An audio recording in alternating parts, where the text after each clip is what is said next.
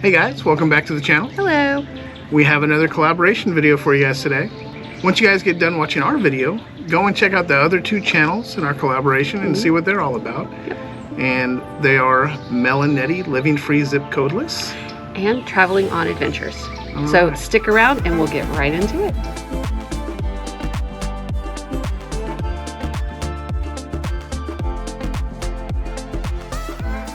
So today's video we are highlighting Dangerous RVers. So obviously the RV lifestyle can be fun and rewarding, but there are a few rotten eggs out there that make it a little challenging, so to speak, as we say. Annoying, infuriating. You know, there's a lot of things to describe these dangerous RVers. Yeah. All right, so let's get into it. Topic number one. Biohazard. And what we mean when we say biohazard is we're dealing with the stinky slinky and the biohazards that you're gonna have to deal with when you get to your campsite. Yeah. So number one is gonna be dealing with your sewer hose. Number one is dealing with number two. Please wear gloves, you know, because so even though you could be the cleanest person and not a drop touches anything, there's still biohazard that you can't see all over that equipment. Yeah, I mean, turning on and off the water when you're flushing the black tank. Well, how do you know somebody didn't have gross hands or gross gloves touching that? Exactly. You know, and I would wipe it off ahead of time anyway, but still use gloves, you know. Yeah, and I know somebody who says, why do I need gloves? If you're doing it right, you don't ever need gloves. Ew. It's a poop hose. Just wear gloves. You know, I mean, there's going to be times where you don't think and you grab it. Well, just make sure you keep sanitizer and everything by you.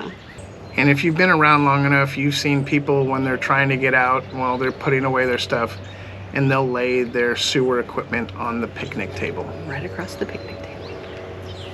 That's a little cringe, you know? I mean, It is gross. There's no telling what was on this picnic table here before we got here. I got a wet wipe and wiped it off before we ever touched it. So yeah, we would consider those type of people dangerous RVers.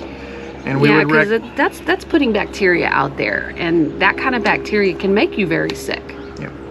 So just a quick tip, make sure that you wipe down anything that somebody else could have touched at your campsite when you get there, just to be safe. Yeah, and I recommend when you get in your campsite, even if you're going to put a tablecloth over your table, if you're going to use your table, get out there with some Lysol wipes, Clorox wipes, whatever.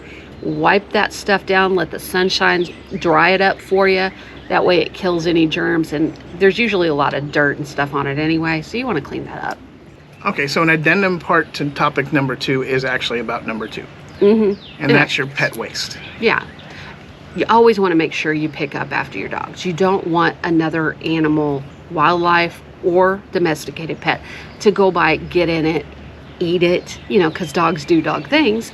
And, you know, that's gross in itself, but you don't want other humans stepping in it because that's nasty. But when you do pick up after your dog, which you should always do, don't bag it up and go back to your campsite and set it on your picnic table. Yeah, that's just gross.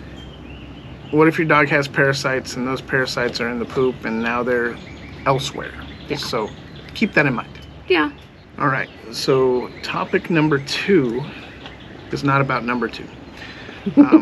It's about, let's just say, neglectful pet owners. Yes. You might have the best dog in the world when he's around you, but when you're not watching him and he sees a squirrel or another dog coming across the campsite, they may be reactive, and you didn't even know it. In another situation, the dog is perfectly fine being around other animals of any kind, but you know, you put them in a different location and they, you know, it takes a while to get used to, and they may not like it. Yeah, so I mean, you keep that in mind when you have your dog outside.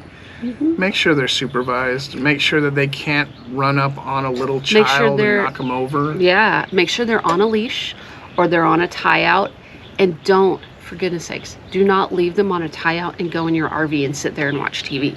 You can have the best well-mannered dog, but all it takes is your dog one time to knock over a kid, scratch them, bite them, because that kid had access to your dog and you didn't know it. Yeah, and maybe that kid did something, but if they say they didn't and your dog bit in retaliation, your dog's going to be in trouble and you're going to be in trouble. And that's a dangerous situation for everybody all the way around, you know? Topic number 3 is going to be uneducated RVers / new RVers. Mm-hmm. You know, they don't know what they don't know. And unfortunately, sometimes they put themselves in dangerous situations. Very much so. The main one would be not having the proper tow vehicle to tow their RV. Maybe they're borrowing somebody's RV and they only have a small SUV or something like that.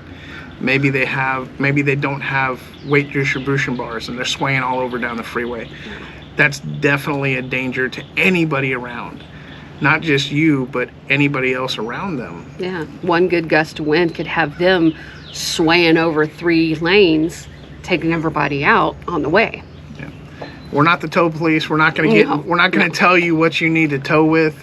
Just be careful that you don't have too much trailer for too little truck. Yeah. That's the main thing. Do your research. There are plenty of places you can get information about. You know, a very reputable RV dealer will let you know if you can tow. And to add on to that for dangerous RVers, you know, when you leave somewhere, whether you're leaving home to go out on a trip or you're leaving from where you're camping to go back home, always do a once around. Make sure your lights are working. If your lights aren't working, that means your trailer brakes probably aren't working. And nobody can see if you're braking, and your truck is taking the brunt, which is a huge safety hazard. Yeah, use a checklist. You know, that's going to help you with all your safety issues. That way, you're not the person that causes the problem or potentially jackknife on the freeway. Yeah, and that just makes sure that you put on your sway bars, you put on your weight distribution, you put on your chains, just to make sure everything's secure. All right, so also with uneducated RVers, you know, these campgrounds and state parks and national parks, they all have speed limits for a reason. Yes, like the one we're at today, which is Cedar Hill State Park. Part of the park is like 20 miles an hour, and then it goes to 10, and then in the camping loops, it's 5. And I'm pretty sure, like we've seen with every other state park we've been in, people don't always adhere to those speed limits. In fact, they go way too fast in there. You should always go like 10, 15 miles an hour. Even if it's 20, just go slow, because you never know when there's going to be kids around, animals around that get off their leash, or just squirrels and raccoons, you know? Yeah, I mean, think about the state parks on a weekend or a campground on a weekend. There's kids playing everywhere. Yep.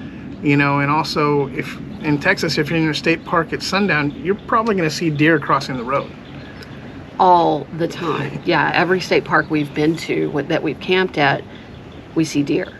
So yeah, even on our bikes, you have to be careful. Yeah. You know?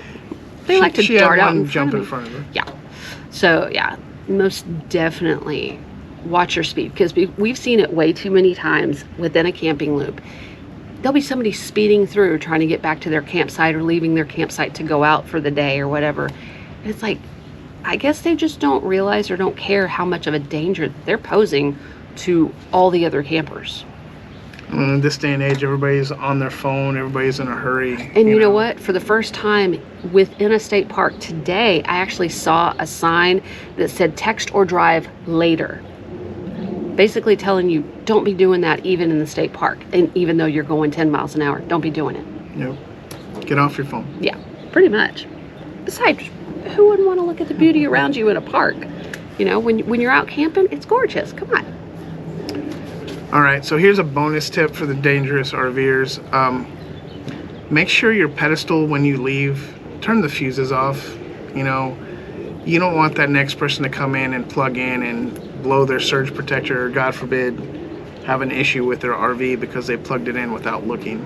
And that one's kind of on both you and the previous person. But I can't tell you how many times I've gone to a pedestal, lifted it up, and the breakers are still on. Yeah, they just unplug with the power still flowing. It's like, that's a lot of electricity. You don't want to screw around with that. Just remember, camping is supposed to be fun. You know, there are some people that do their own thing and cause dangers along the way. Yeah. Don't be one of those people. No, and definitely do watch out for those people, because they are always around you, you know, and just know that correcting somebody that's doing something hazardous is never really a good idea. If you see something that's extremely hazardous, go tell a camp host and let them, or a park ranger or whatever, let them handle it, because the last thing you want to do is having somebody retaliate against you for something that they did, you know? And that creates a whole other danger. That's a whole other thing, yeah. All right, guys, that's all we have for you today. We would love it if you would go visit our friends' videos, and that's going to be MelNetteLivingFreeZipcodeless And Traveling on Adventures. So please go visit them. We have the direct link to those videos down in the description box for you, and they will also be listed in our playlist for collabs, so you can find them in either place, and go give them a like and a subscribe too. Let us know what are some dangers that you've identified in your travels. Yeah. You know, there's plenty out there, and I'm sure there's tons that we're not even thinking of. Yeah, let us know below. And that's why we're going to watch our friends and check out their videos, because it might be something we haven't even thought of. Yeah, that's true. Let us know in the comments below. We'd love to hear from you. All right. Until next time. Until next time, we will see you out there. Bye. Bye. The topics that we're discussing are just ones that came to us for this video. Now, a lot of people have been traveling for a lot longer than The door on the camera just popped open. It's still recording. I don't understand this media mod. It's lovely. Well, it's because it's... Anyways. Okay.